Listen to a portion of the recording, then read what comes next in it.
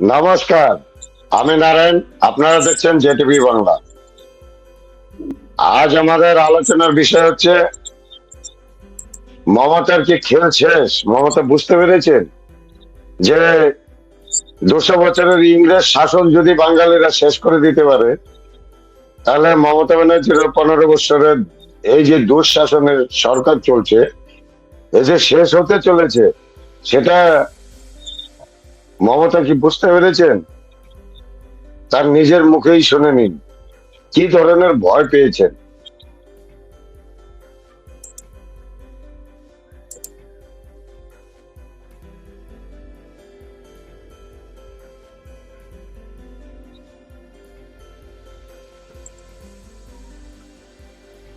আমি বিজেপি পার্টিকে বলবো, এত ভয় পাচ্ছেন কেন?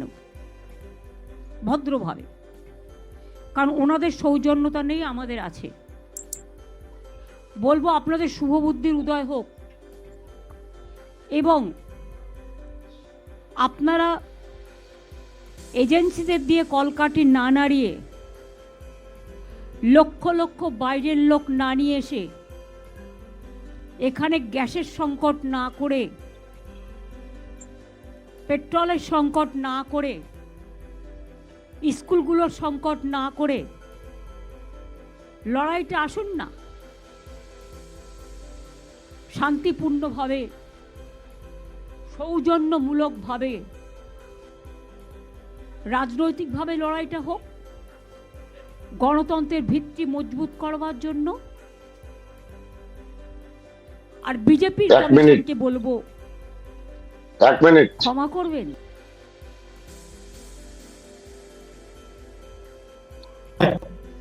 আমি বলতে চাই, মমতা ব্যানার্জি অর্থাৎ আমাদের পশ্চিমবাংলার স্বৈরাচারী শাসকের চোরের রানী যে ধরনের শব্দ ব্যবহার করছে, এ পুরা ডর গিয়া।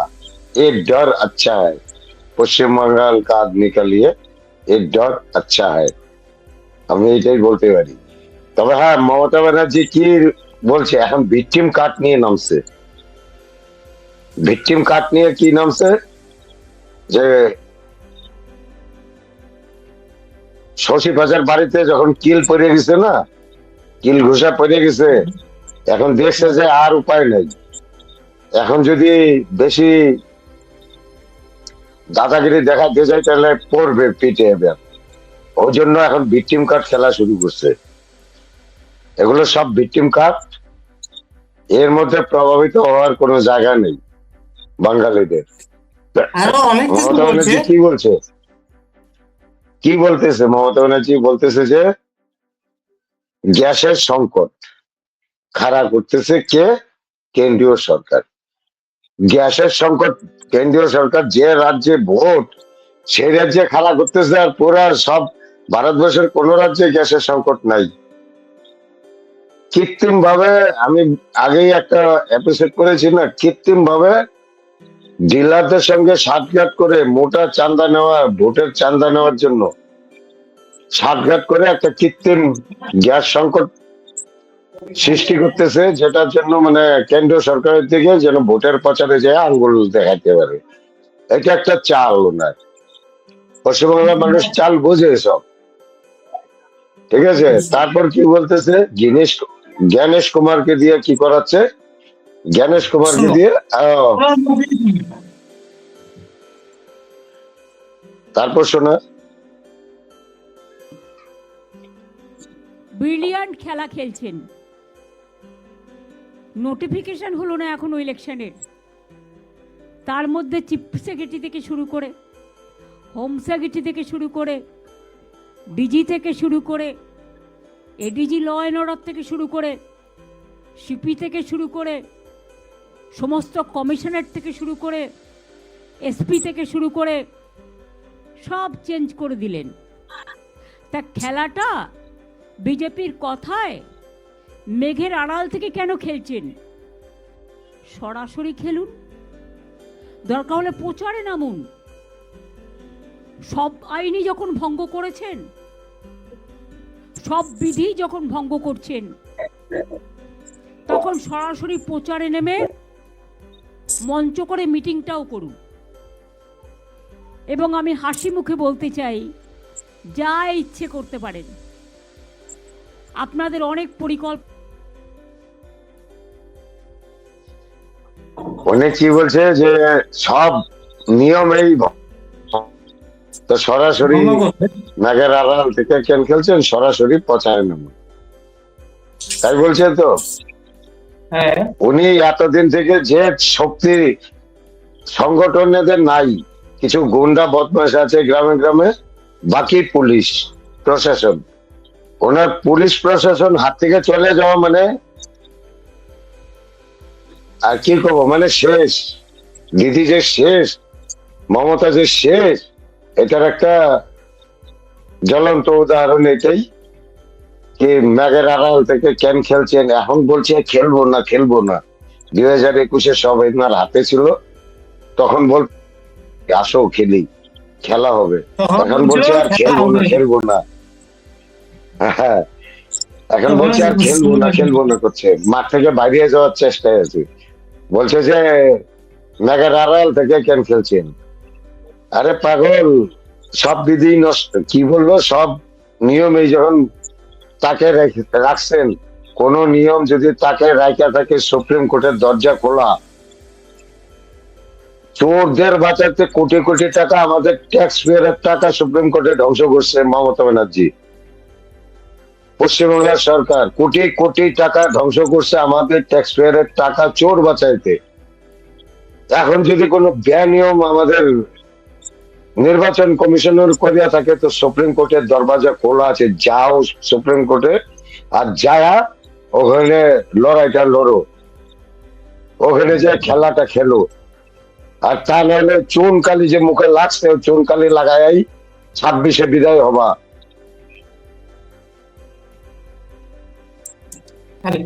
লাগা চুন্নি মে দাগ, অনেক চক্রান্ত আছে, ছুপাও कैसा। কিন্তু তাও মনে রাখবেন, সব অফিসারই আমাদের অফিসার, যারা বাংলায় কাজ করে। ইলেকশন ডিক্লেয়ার হলেও ইলেক্টেড গভর্নমেন্ট কিন্তু থাকে, এবং আগামী দিনেও বিজেপির কোনো সম্ভাবনাই নেই।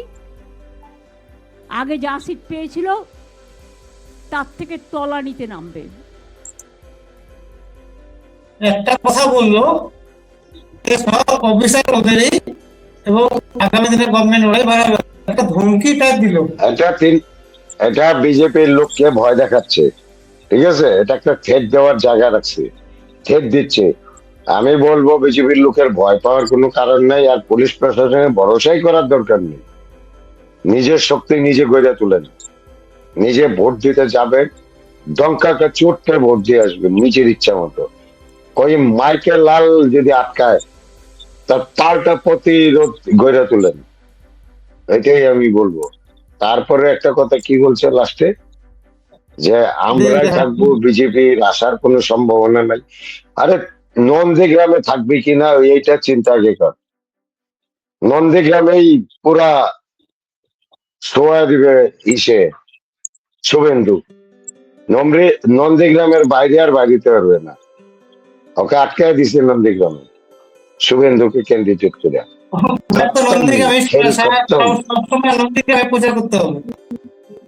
আর খেল খতম করে দিছে নন্দীগ্রামে, এই সে ভবানীপুর থেকে বাড়িতে পারবে না, তো প্রচারটা কি করবে, করুক না প্রচার। ও যত মুখ খুলবে তত দুর্গন্ধ বের হবে তৃণমূল থেকে। মমতা ব্যানার্জি মুখ খুললে দুর্গন্ধ বের, পচা পচা গন্ধ হয়ে যায় মমতা ব্যানার্জির মুখ দিয়া। শিক্ষিত ছেলে পেলে আর পছন্দ করে না।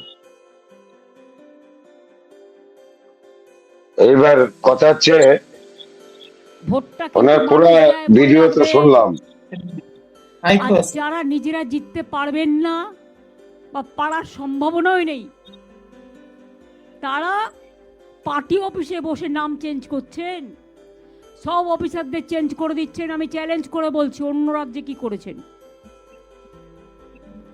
এখনো তো নোটিফিকেশন হয়নি, তো এবার যদি ডিজাস্টার হয় কে দেখবে?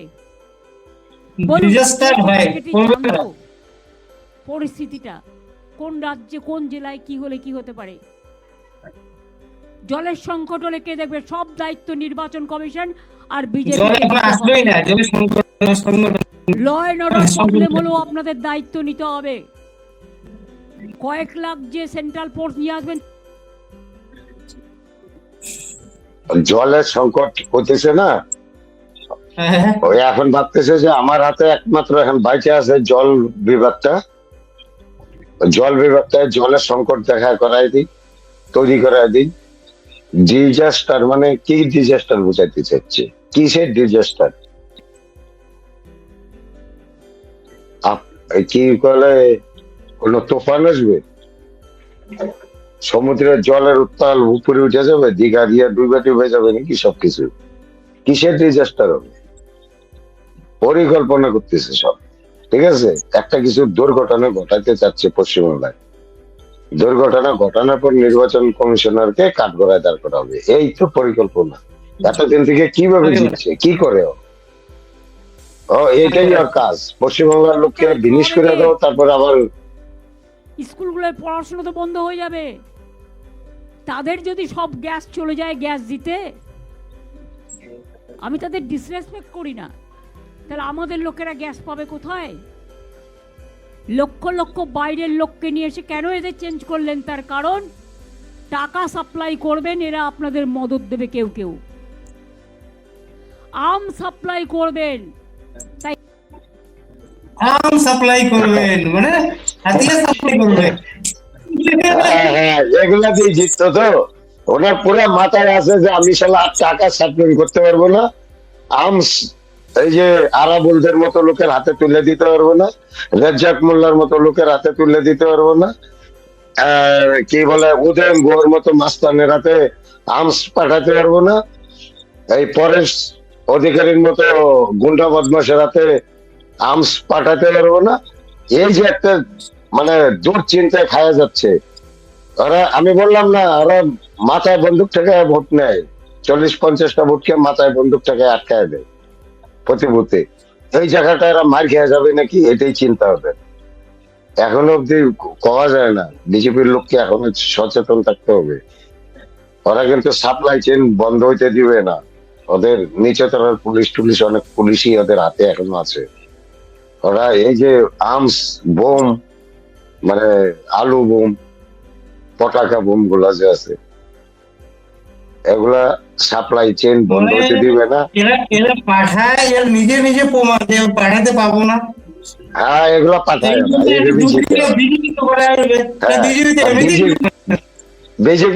বিজেপির লোকেরা শুই নাই অবাক হয়ে যাচ্ছে যে এগুলা চিন্তা ভাবনা কি করে মমতার মাথায় আসলো। বিজেপি কোনোদিন ভাবে না, আমরা তো উত্তরপ্রদেশে আছি, এই সম্বন্ধে কোনো ভাবনাই নেই কারো। এগুলো আর্মস ফার্মস মামলা হচ্ছে কি দুষ্কৃতীদের মামলা, এটা কোনো রাজনীতির মামলা হইতে পারে? কিন্তু রাজনীতিতে এরা ইউজ করে, মমতা ব্যানার্জির পার্টি ইউজ করে, এটাই আর কি ওনার দুশ্চিন্তার কারণ। এটা আবার মানে এইটাই তারা আপনাকে চাপায় দিতে চাচ্ছে বিজেপির উপরে। চুন চুনকে লিয়া, আমি প্রাইম মিনিস্টারের কথার উত্তরে বলছি, মাননীয় প্রধানমন্ত্রী, আপনার যদি গণতন্ত্রের প্রতি ভরসা থাকে তাহলে বাংলাকে এভাবে টার্গেট করছেন কেন? আর যত বাংলাকে টার্গেট করবেন বাংলার মানুষ তত প্রত্যাঘাত করবে আপনাদের, মাথায় রাখবেন। সব বাঙালি অফিসারদের বাদ দিয়ে দিয়েছেন, সাথে আমার নন বেঙ্গলি ভাই বোনেরা দক্ষ অফিসার, বিনীত গোয়েলের মতো মানুষকে, পারভিনের মতো মানুষকে, মুরলির মতো মানুষকে, সুনীলের মতো মানুষকে, এরকম অনেক এসপি সহ